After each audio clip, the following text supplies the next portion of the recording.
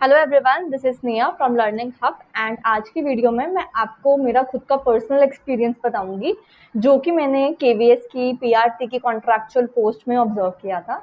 इस वीडियो में मैं आपको स्टार्टिंग से लेके एंडिंग तक का सारा प्रोसेस समझाऊंगी कि केवीएस में कॉन्ट्रैक्चुअल पोस्ट की रिक्रूटमेंट कैसे होती है। सबसे पहले तो आपके पास जो केवीएस है वो नोटिफिकेशन जारी कर देता है कि एक पर्टिकुलर स्टेट में एक पर्टिकुलर स्कूल में इतनी टीचर्स की जो है वैकेंसी खाली है। तो आप उस नोटिफिकेशन के फॉर्म का एक प्रिंट आउट निकलवाते हैं, हार्ड कॉपी निकलवाते हैं और उसको फिल करके अपने साथ ले जाते हैं। कुछ स्कूल ये प्रेफर करते हैं कि आप उनका जो एप्लीकेशन फॉर्म है उसकी हार्ड कॉपी निकलवा के अपने साथ ले जाएं केवीएस में जब आप इंटरव्यू देने जा रही हैं, और कुछ स्कूल ये प्रेफर करते हैं कि आप अपना एप्लीकेशन फॉर्म जो है वो ऑनलाइन भरें। ये स्कूल टू स्कूल डिपेंड करता है कि स्कूल की क्या रिक्रूटमेंट है। मेरे बारे में क्या था कि मुझे मेरा जो एप्लीकेशन फॉर्म था उसकी हार्ड कॉपी जो है वो निकलवा के केवीएस में सबमिट जिस दिन मेरा इंटरव्यू था उस दिन लेके जानी थी। तो जब मैं केवीएस गई, मेरा मॉर्निंग का अराउंड टाइम था 7:30, अराउंड 8 o'clock मैं केवीएस पहुंची वहां पे। तो मैं स्कूल का नेम या स्टेट मेंशन नहीं कर रही हूँ due to some personal reason, मैं आपको जस्ट इन्फॉर्मेशन दे रही हूँ वीडियो की। तो जब आप जाते हैं सबसे पहले वहां पे आपकी एलिजिबिलिटीज चेक होती हैं। मेरे साथ उस टाइम पे अराउंड 40+ टीचर्स और थे जो वहां पे रिक्रूटमेंट के लिए आए थे। सबसे पहले वहां पे आपकी एलिजिबिलिटी चेक होगी और एलिजिबिलिटी इतनी ज्यादा स्ट्रिक्टनेस से चेक हो रही है कि अगर आपको उन्होंने कहा है कि ग्रेजुएशन में आपके 50% होने चाहिए नंबर, और अगर आपके 49.9 भी हैं तो भी वो आपको आगे सिलेक्शन में जाने ही नहीं दे रहे हैं, वहीं से वापस भेज रहे हैं। मतलब जितनी उन्होंने एलिजिबिलिटीज मांगी हैं सबसे पहले वो उतनी एलिजिबिलिटीज प्रॉपर चेक करेंगे, उसमें आपका कोई भी एक्सक्यूज या कोई रीजन वो नहीं वैलिड मानते। मेरे इवन खुद के सामने ही ऐसे 2-3 टीचर्स थे जो अपने एलिजिबल ना होने की करके उनको वापस भेज दिया गया। उसके बाद क्या होता है, कुछ स्कूल्स में डायरेक्ट इंटरव्यू होता है केवीएस का, लेकिन जब मैं इंटरव्यू देने गई थी तब जो नंबर ऑफ कैंडिडेट्स थे वो बहुत ज्यादा हो गए थे। 40+ कैंडिडेट उस टाइम पे हो गए थे, तो इट वाज नॉट पॉसिबल कि वो 40+ मेंबर का जो है क्या लेंगे, इंटरव्यू लेंगे। तो उन्होंने इंटरव्यू से पहले एक रिटन एग्जाम लिया जो कि केवीएस की वेबसाइट पे मेंशन नहीं था। केवीएस के किसी भी वेबसाइट पे मेंशन नहीं था कि वहां पे जाके आपका रिटन एग्जाम भी हो सकता है। ये हमें एट द स्पॉट पता लगा था कि ज्यादा कैंडिडेट्स होने के कारण ये एक रिटन एग्जाम ले रहे हैं। तो उसमें अराउंड इन्होंने 1.5-2 घंटा हमें बिठाया, एलिजिबिलिटी वगैरह चेक करी और हमारा रिटन एग्जाम जो है इन्होंने प्रिंट आउट किया। जो रिटन एग्जाम था वो बिल्कुल केवीएस का जो परमानेंट पोस्ट का पैटर्न है उसको फॉलो किया गया था। रीजनिंग आई थी रिटन एग्जाम में, जनरल नॉलेज आई थी, हिंदी पंजाबी सॉरी हिंदी आई थी, मैथ्स आई थी। तो जो जितने भी सब्जेक्ट्स हमारे केवीएस के परमानेंट पोस्ट में होते हैं उतने ही हमारे इंटरव्यू जो रिटन एग्जाम था उसमें लिए गए थे। जब जो एग्जाम था वो ऑब्जेक्टिव टाइप था, 40 क्वेश्चन थे आई गेस, और आपको टिक लगाना था और आपको 1 घंटा समथिंग कुछ मिला था इस एग्जाम को करने के लिए। 40 मिनट्स मिले थे 40 क्वेश्चन करने के लिए, 40 मिनट्स मिले थे। तो हम सभी ने अपना ऑब्जेक्टिव टाइप पेपर दिया, फिल किया, और उसके बाद आधा घंटा घंटा और वेट किया, फिर हमारा जो है रिजल्ट आया। रिजल्ट में उन्होंने क्या किया, नोटिस बोर्ड में सिर्फ फर्स्ट 15 कैंडिडेट्स उठाए उस 40 में से जिनको उन्होंने सिलेक्ट किया, बाकी सभी जो हैं नॉट एलिजिबल थे।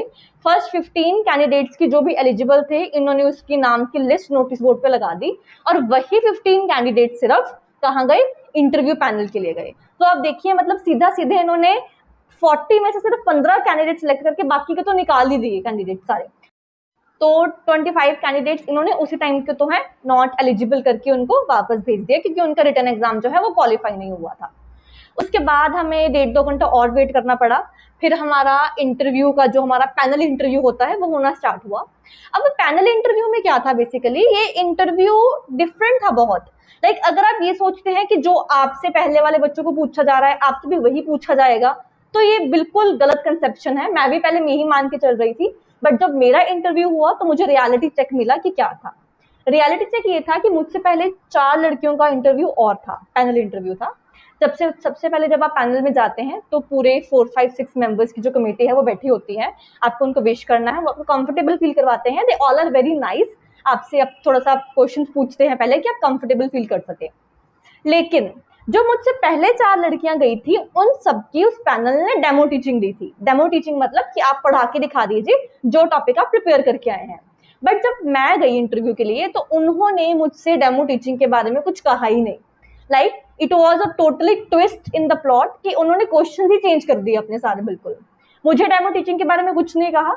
मेरी टर्म में जो उन्होंने क्वेश्चन पूछे वो उन्होंने पूछे स्टेट्स, कैपिटल्स, इसकी कैपिटल कौन सी है, ये कैपिटल किसकी है, जो बॉर्डर एरियाज है, मतलब जियोग्राफिकल क्वेश्चंस पे वो बहुत ज्यादा चले गए, जो कि उन्होंने ना मुझसे पहले किसी से पूछे ना मुझसे बाद किसी से पूछे।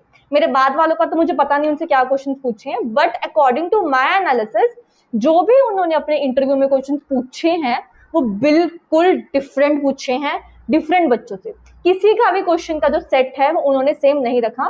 एक क्वेश्चन था जो आई गेस उन्होंने हर बच्चे से ही पूछा है वहां पे, वो ये था कि आप एनसीईआरटी बुक्स के जो 1st to 5th तक की एनसीईआरटी बुक्स हैं उनके नाम बता दीजिए। सिर्फ ये एक क्वेश्चन था जो सभी के लिए सेम था, इसके अलावा कोई भी क्वेश्चन जो है वो सेम नहीं। तो मेरा इंटरव्यू जो है वो अराउंड 15 मिनट चला, 15 मिनट चला था मेरा इंटरव्यू। और उसमें हिंदी के मैम अलग थे, उन्होंने अलग क्वेश्चन पूछे, साइंस के सर अलग थे, इंग्लिश के अलग थे, मतलब different different question different different panel के मेंबर पूछ रहे थे। They are very humble. उसके बाद बस वापस भेज दिया हमें कि आप जा सकते हैं। ये इसी प्रोसेस में आप मान लीजिए मैं सुबह केवीएस पहुंची थी और मैं शाम को अराउंड 4:30 के अराउंड फ्री हुई हूँ।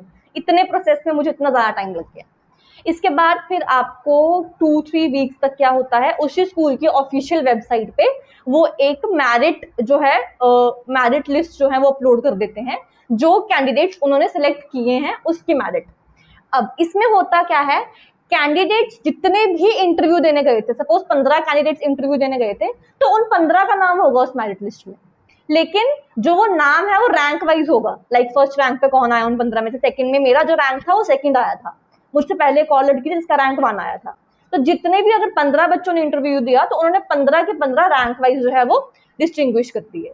अब ये उस स्कूल के ऊपर डिपेंड करता है कि उस स्कूल में कितने टीचर्स की उनको जरूरत है।